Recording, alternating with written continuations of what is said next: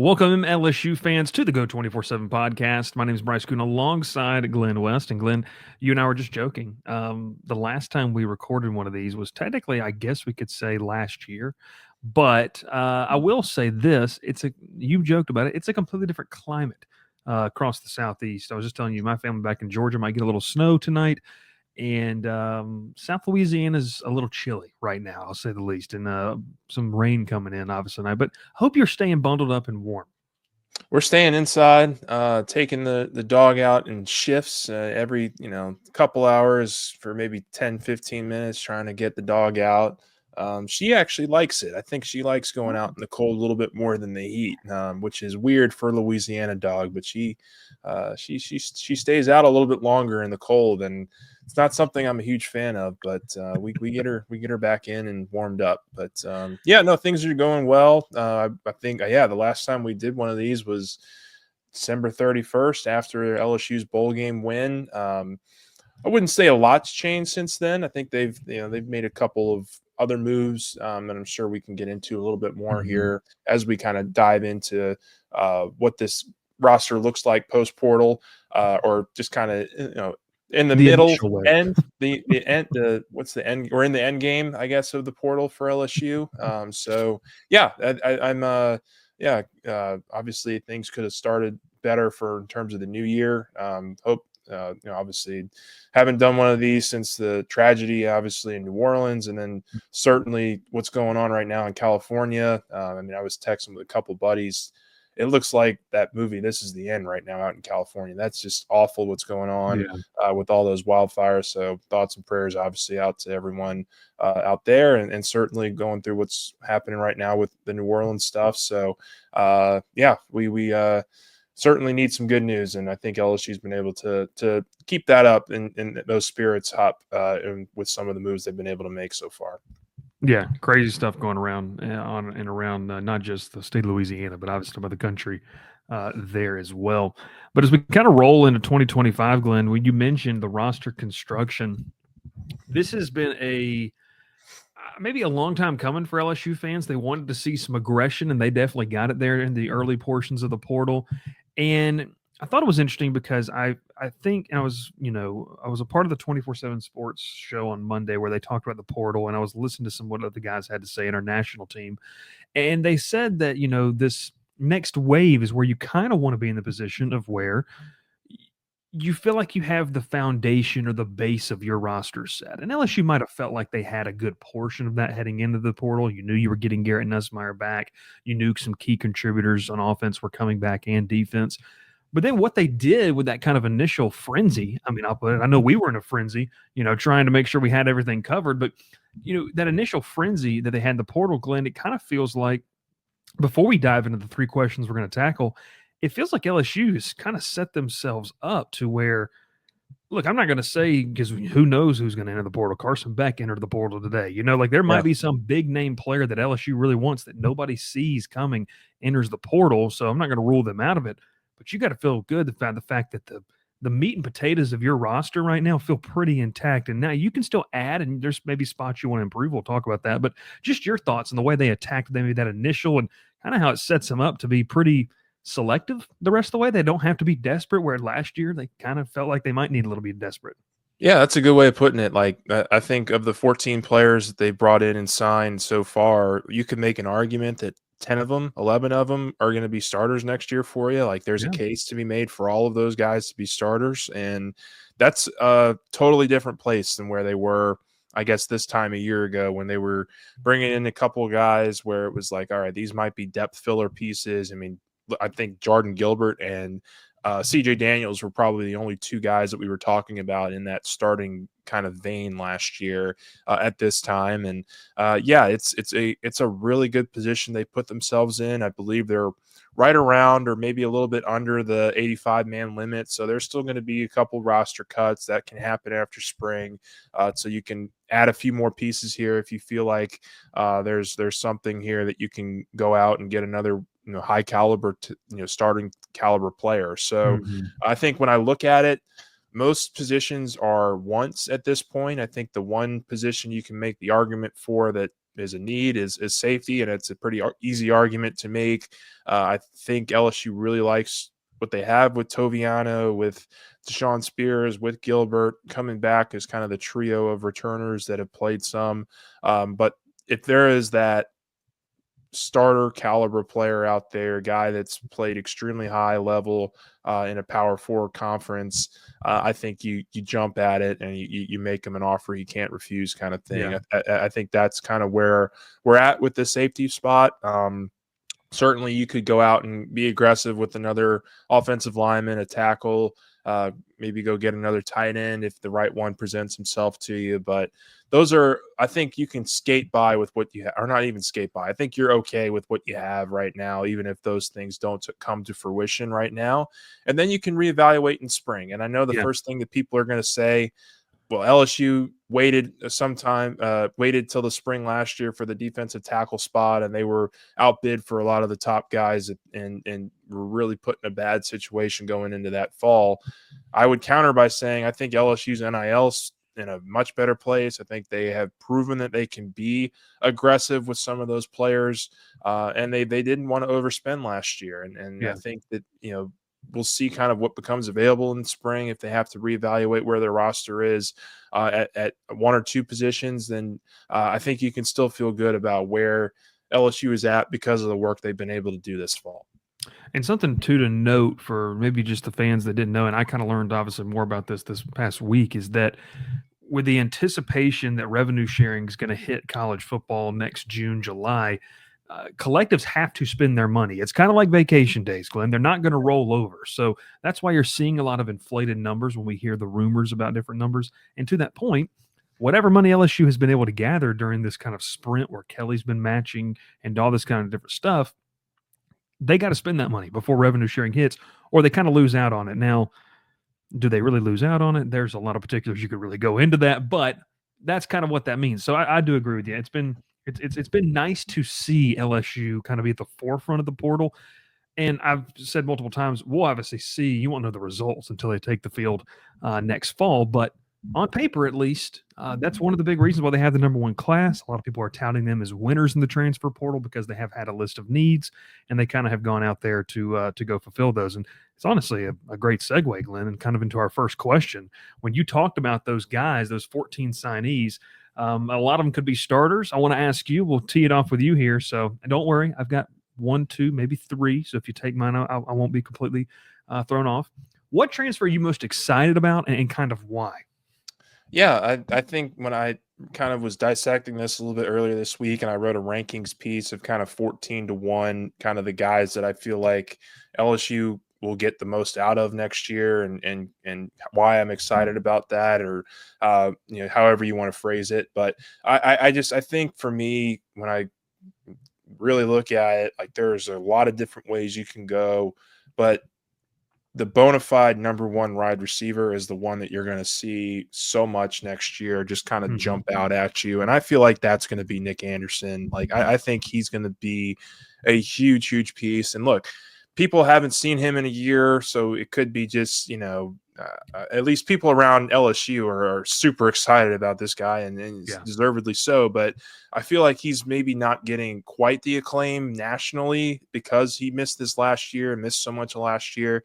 But as a true freshman in 2023, the dude was just awesome. And when I go Yeah. back and I watch those highlights, Dylan Gabriel throwing to him, and imagine what that could look like with Nussmeier. Like I maybe there's people on here that watch that don't feel the same way. I think Garrett Nussmeier has a much better arm than Dylan Gabriel. I think his potential is off the charts when you have the right kind of pieces around him.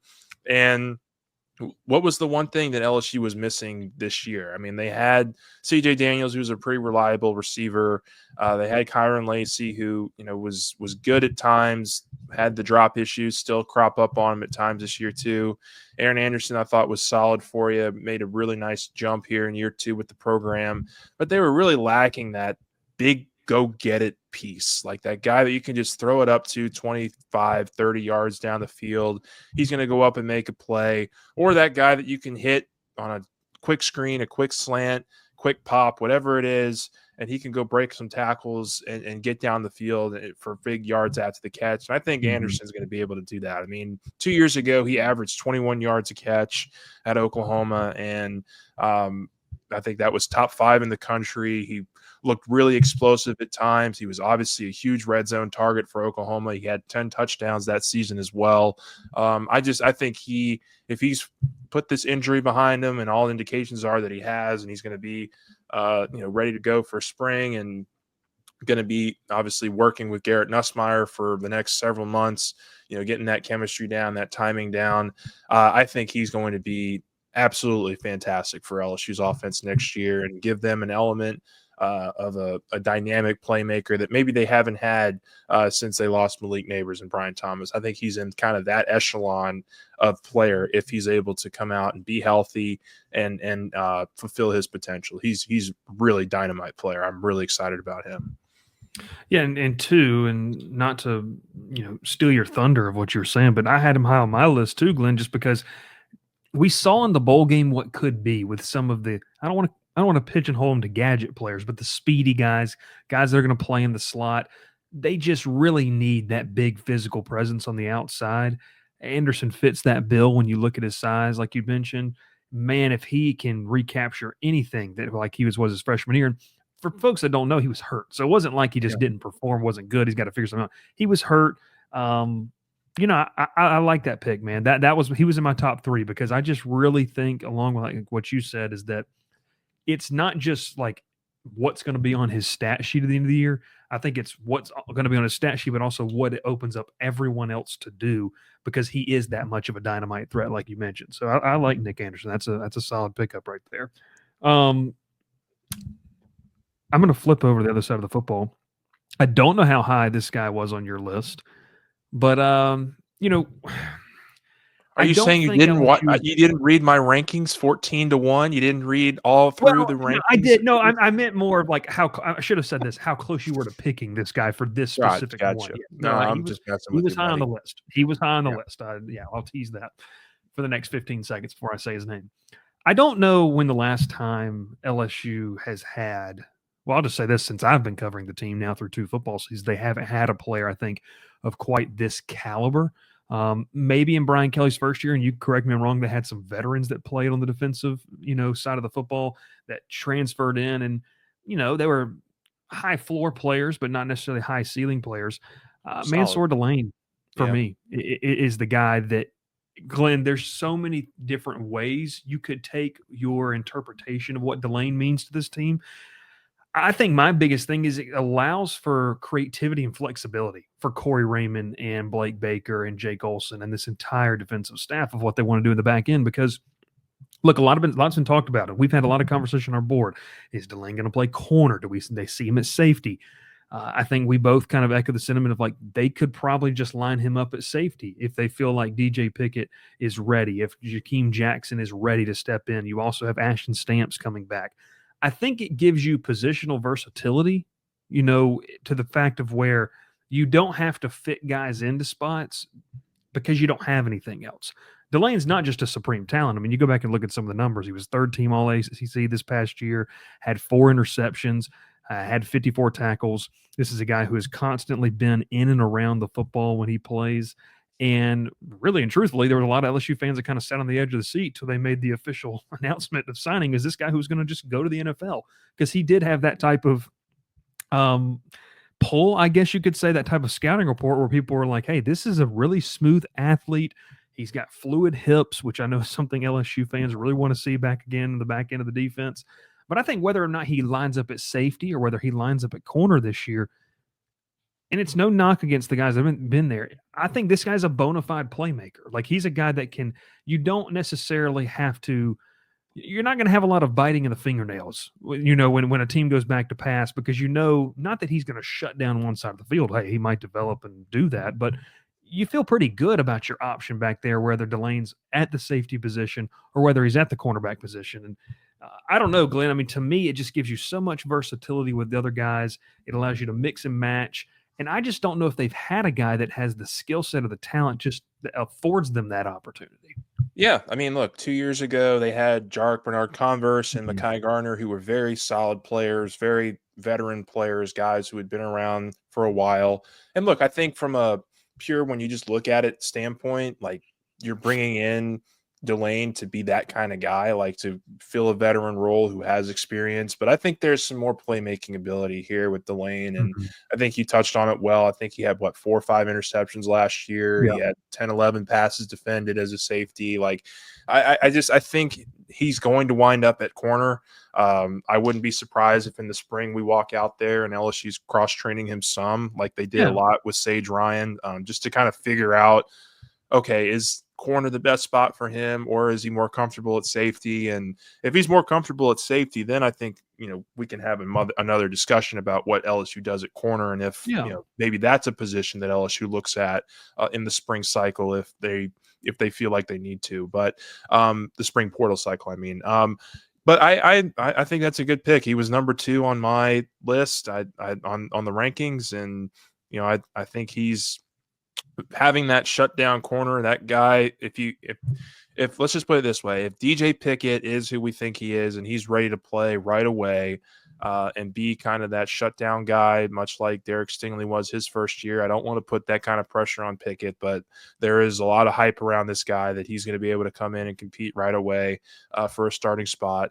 If you can get him on the other side with Delane at corner, I think it solves a lot of issues for you in your secondary that you've had these last couple of years. And they've got to go Mhm. out and they've got to go earn those spots. I mean, look, people don't want to hear it, but Ashton Stamps has been a starter now for a year and a half, and he can still develop and get better as a player. And he's not just going to give them he's not just going to give him the starting role. So you have Jakeem Jackson from Florida, like you mentioned. I don't want to go through all the names because you've done all that already, but like I think there's a lot of optimism that if it's Delane and Pickett at those 2 corner spots, LSU will be as good as they've been in the secondary since probably before Brian Kelly got there, probably since Yeah. that 2019 team. Like, if they hit what they're supposed to hit and be the kind of talent they're supposed to be, this can be a really bounce back year for that cornerback room. And it's something that I wrote about earlier this week too. I think that's the one position here that I think LSU's addressed.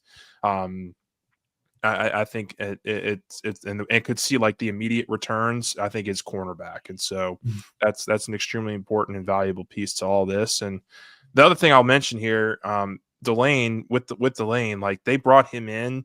That was something that came together real quick. Like we Yeah. had heard some rumblings that might happen, but literally, I think within 24, 48 hours, it was like they had him on campus, they had him committed, and then it took a little while for him to sign and everything. And everybody on our board was making all this. Oh, what if he pulls out on us and goes to the draft? And I think that move to me at least signaled that LSU was going to be like real players in the portal. Yeah. Like that to me was the big one that like I not that I didn't see coming, but like, oh, this is for real. Like they're going to go out and they're going to have like a really stellar class on paper to really upgrade at a lot of spots in the portal.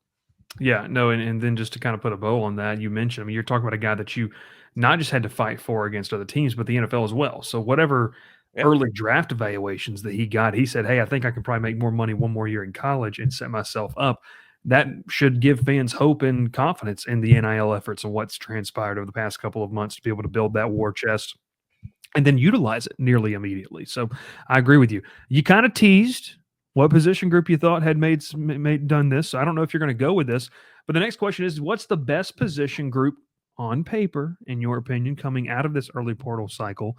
And then maybe a group that needs more. Is it the defensive back? Is that the one you're going to lead off with, that best position group, or where do you feel the strength is right now? No, I'm gonna stay boring, and I'm gonna keep it to what my answer was in terms of the first question we got asked. Best position group, I'm going wide receiver. I think they're stupid deep there at wide receiver. It's going to be a real competitive spring and fall for a lot of these guys, and I think whether it's Nick Anderson, Barry Brown, Aaron Anderson, Xavion Thomas. You can just go down the line of this wide receiver room. Uh, I think there's going to be a lot of guys that are going to be competing for reps out there. I mean, you could even throw Trey Green in there if you want. Yeah. I mean, LSU's going to line him up at tight end. He's going to be playing some receiver too. Like he's going to be in the slot. He's going to be spread out some in this offense, and I think is going to be a really critical piece to this passing offense as well, like we just saw in the bowl game. So I really love what LSU did there at receiver, adding Brown and Anderson, two different style players. Brown's going to be that vertical guy, that take the top off the defense kind of guy that I think is going to be right there with Chris Hilton. We saw what Hilton obviously is capable of if he can stay healthy. Aaron Anderson, I think, can be really consistent for you in the slot, and is going to be expecting another big jump from him this offseason as well. And look, I think, like I mentioned, like Trey I think is going to be huge in that effort as well. I would say that probably the group that needs more. I mean, we've talked about safety. We led off with safety.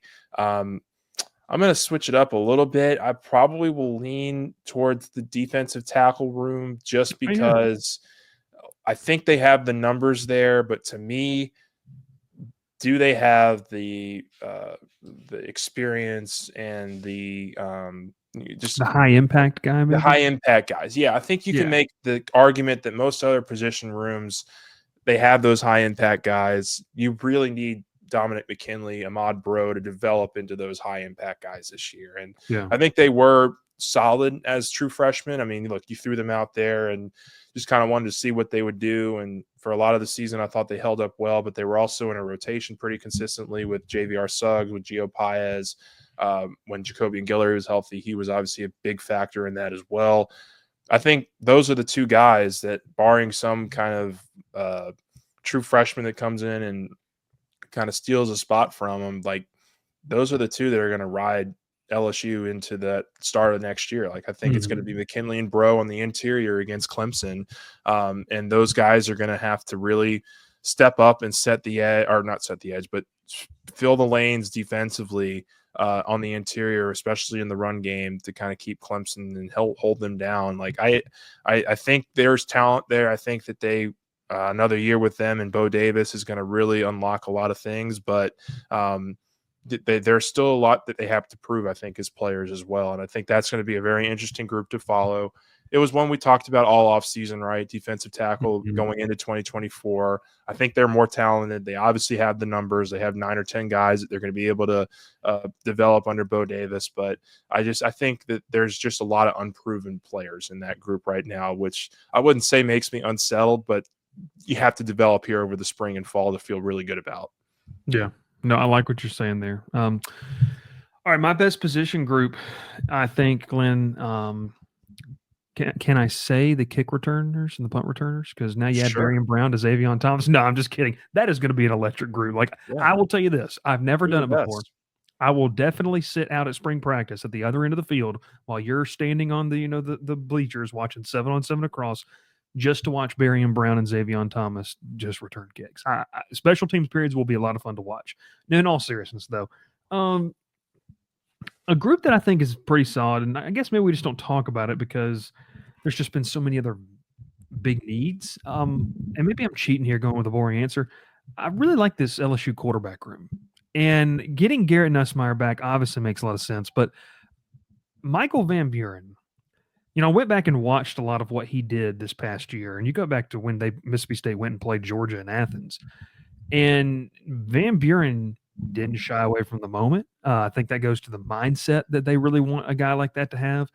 He also, put up some numbers, some really good numbers, in a really tough first year for Jeff Lebby and Starkville. Not a very great team. I mean, he was a bright star for them, maybe a bright light for them in what was kind of a tough season. That being said, his opportunity to come learn, for a year and then compete, I think that's really exciting. And then I'm really excited to kind of see Colin Hurley. Like, who is Colin Hurley? I mean, we really haven't talked about him other than the fact that, hey, it's the 16-year-old that's on campus. Well, now he's 17 years old, Glenn. He's matured. He's a little older. He's cut the hair. You know what I mean? Like, he looks great that we've seen, out in practices and kind of warms. He's got the big arm.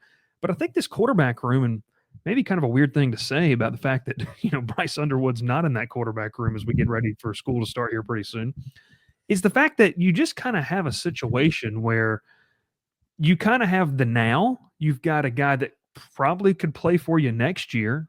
And then you've also got a guy that also could play for you next year, or maybe he's the third guy in line. Like, I just feel like this quarterback's room is in pretty good hands, maybe better than it was before. I don't know. You lose Ricky Collins, you lose AJ Swan. Those two guys wanted to go play football. Completely understand. They wanted a chance to go play and start. Makes perfect sense. But just with how this quarterback room looks, I feel really good about it. I'm excited to watch Nussmeier and maybe the development of Van Buren under Joe Sloan because he offers a little bit more in the run game.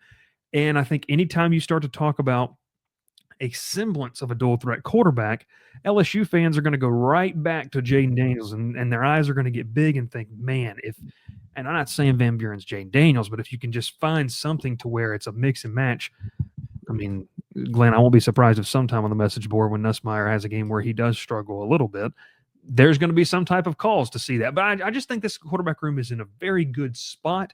And I don't know if I really anticipated the addition of a guy like Van Buren, who, I mean, look, he started, the last half of the season for Mississippi State.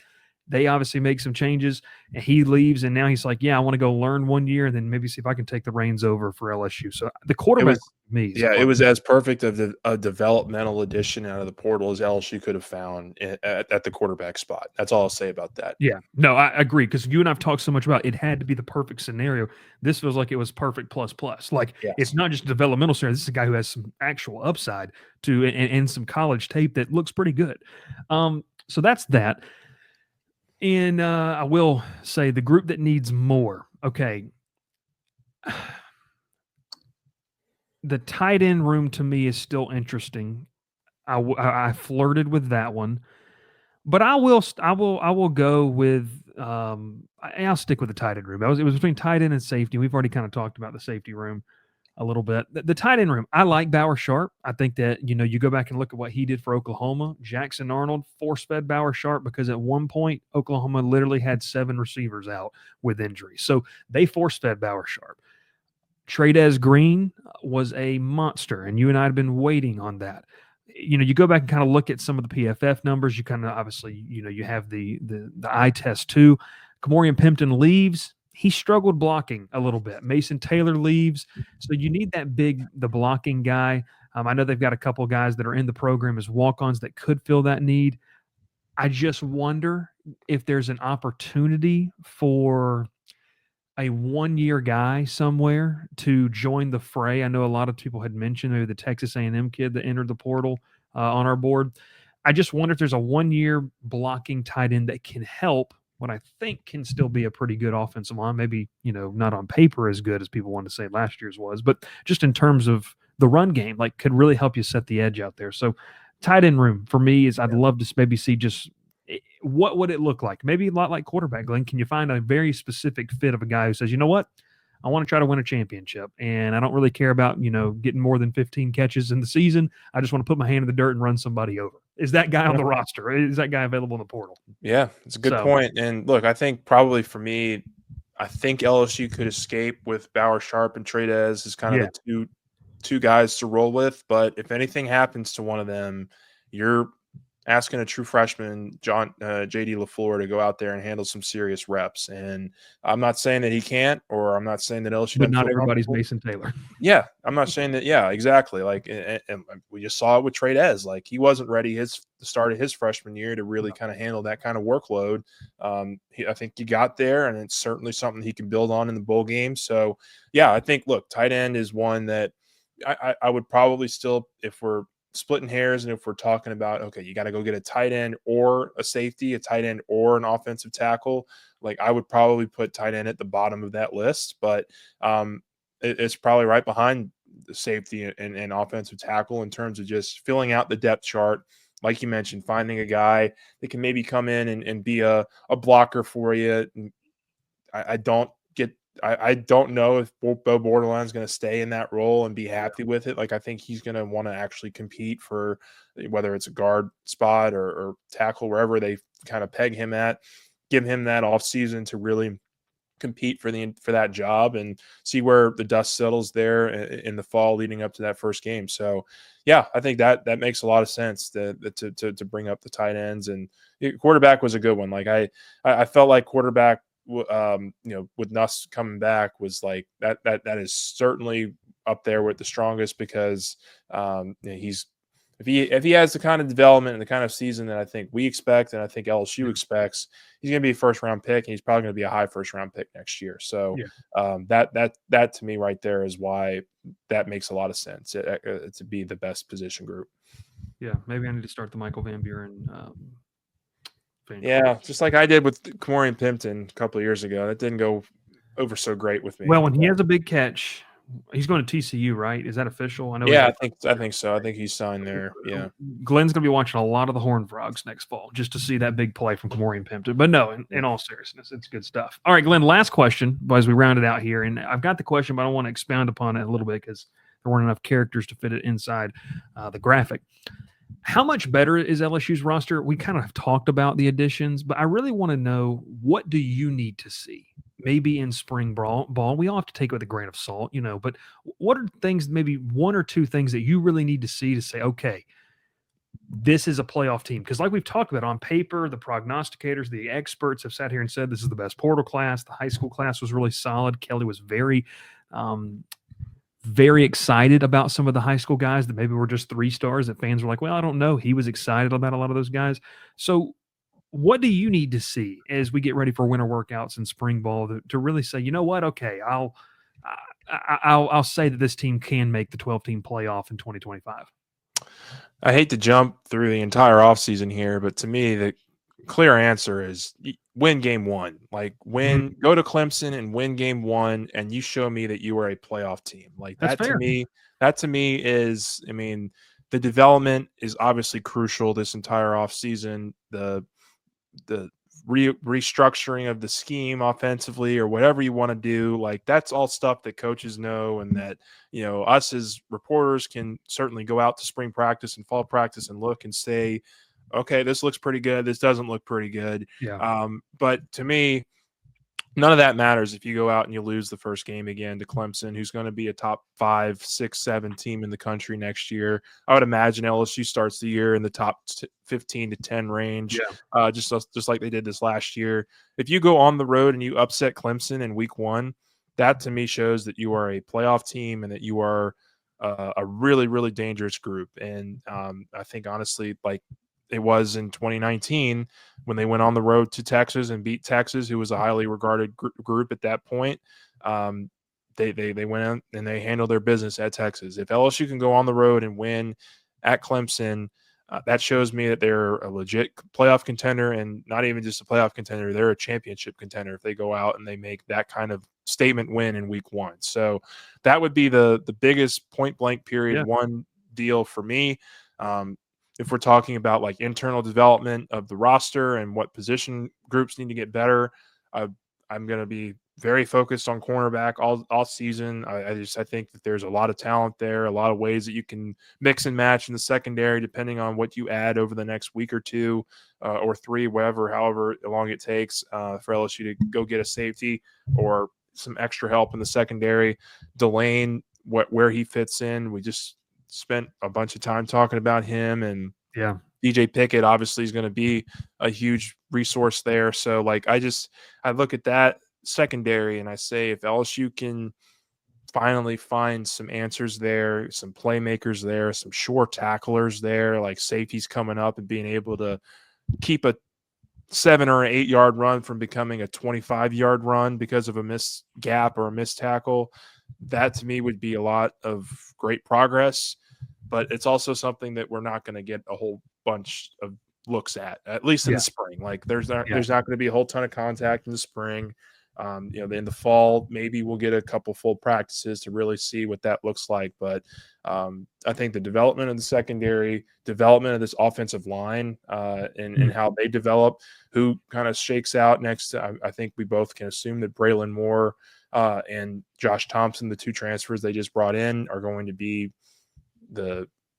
heavy leans to get the starting nods at 2 positions. How those other 3 shake out is going to be very interesting to watch. But to me, it starts with proving that you can win game one against Clemson on the road.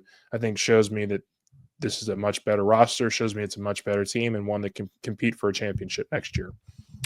Yeah, I'll kind of keep mine short here because you touched on a little bit of it. The development of the offensive line is huge. I really, really like Josh Thompson, and I think Braylon Moore could help not just solidify the center position, but could help the guards play better too. Whether your left guard, if you like hypothetically, if you want to talk here, if they want Thompson, at a guard spot, and you want Moore at center, let's just say Thompson plays left guard or right guard, then you kind of have a couple of young guys battling out for the other guard spot. We liked what we saw. Obviously, out of Tyree Adams, does he solidify himself as maybe the left or right tackle? And then, you kind of get into a situation of where are those, the two guys you brought in are really good. And you go back and look at the stats, those teams could run the ball, especially Virginia Tech. They could really run the ball. So they've got experience in that. How does that help your run game? So if that offensive line takes shape, it'll be interesting. We won't know that, Glenn, and honestly, maybe until the Clemson game. But things got pretty physical last year in the fall camp on the far field when we watched some of those, big pushes, and kind of looking back at it, the defense kind of stopped those goal line situations. That was really a, development of the offensive line wasn't a great run blocking. We kind of figured out over the course of the season. I would honestly argue that going back to the fall and reflecting back on it now, I thought the second team O-line actually held up better against, of course, the second and team that defense. was the guys we just mentioned. Some of those guys, Then they held up better than the second team than the first team O-line did in the run game at times, and that I thought was interesting at the time. Just kind of put it in the back of my mind, and honestly, hadn't really thought about it until just now. But I think there were some days where that second team O-line had some good wins. So the last part, those are all guys you're going to be counting on this year. The last part for me, I'll go to defense real quick, is bona fide stud. Who's it going to be? A lot of people like to talk about Whit Weeks. We all like to talk about Whit Weeks. He'll be entering his junior season. We have to monitor the health situation of what it looks like. Obviously, LSU escaped, it feels like, with some good news. Both he and Whit did. Harold Perkins, is he your difference maker? Or a guy that you brought in who was very good for 2 seasons in Tallahassee and then had a down season, as did everybody, Patrick Payton, Jack Pyburn over from Gainesville. So you've got a lot of guys, Glenn, that I think that have had track records of success. And to your point earlier in the show, when we talked about, some of the interior guys, do you have a guy that just rises to the occasion as just this bona fide stud, like just a guy that absolutely wreaks havoc? Perkins has that ability. Patrick Payton has that ability. 1 year with Kevin Peoples, you kind of feel like he's a breakout candidate for 2025, getting back on the right track. If you have that tells me you're a playoff team, because it feels like when you've watched the playoffs, I mean, Glenn, we got a game tonight. Abdul Carter for Penn State is that type of player. Notre Dame's got a couple guys like that. Ohio State has, Texas has guys like that. It feels like it can't always just be, and Kelly's teased this, LSU's been kind of a group effort. You still have to have a great unit, but you always kind of feel like to be that championship contending team, you've got to have a guy that just makes plays, the coordinator's nightmares type of thing. A guy that makes plays. Yeah, I mean, every championship team or championship caliber team at LSU's had those playmakers, whether it's Stingley back in 19, Del Pitt made some plays in 19. Patrick Queen was a big part of their success in 19. You go back to 2011, Tyrann Mathieu obviously was a Heisman Trophy candidate on that defense. And, 2007 had Glen Dorsey and Craig Stelz and, a bunch of really talented players on that defense as well. So that's it's been a recipe for LSU when they've gone deep into the postseason and been a championship group. It takes both sides of the ball. So, it's been the defense mainly that's been the ones taking that onus head on. Playoff semifinals tonight, just 3 more games in the longest season of college football that we've ever had, Glenn. Notre Dame, Penn State, then Ohio State, Texas tomorrow night, and the national championship on January 20th, where hopefully LSU will be playing some meaningful January football in 2026. We'll see. Be nice. We'll see what happens. But It'd be nice. We appreciate you so much for tuning in to the Go 24/7 podcast as we're talking football 24/7, no pun intended. But baseball season right around the corner. We're almost there. Men and women's hoops, women in action as we speak in a top 15, top 20 battle against Tennessee. So make sure you stay tuned over on our site for all the great coverage, latest coverage, both recruiting. Glenn put a piece today. Getting ready to interview a bunch of 2026 kids because, Glenn, it truly never stops. You got to keep building the roster. And so what a place to come talk about it. Coaches are on the prowl right now for that 2026 class, building those early relationships, handing out offers. It's gonna start cranking up again for recruiting here very shortly. No rest for the weary, but we're not weary. It's fun. It's a good time. Appreciate you so much for tuning in. We sleep in July. We sleep in July for a little bit and then get ready for fall camp. We appreciate you tuning in. Make sure you hit that like button, subscribe on the YouTube channel, continue to climb those numbers up. We appreciate that. And then obviously on any podcast form, make sure you download us and leave us a review there as well. He is Glen West. My name is Bryce Koon. Thanks so much for watching and tuning in. We'll catch you next time here on the Go 24/7 podcast.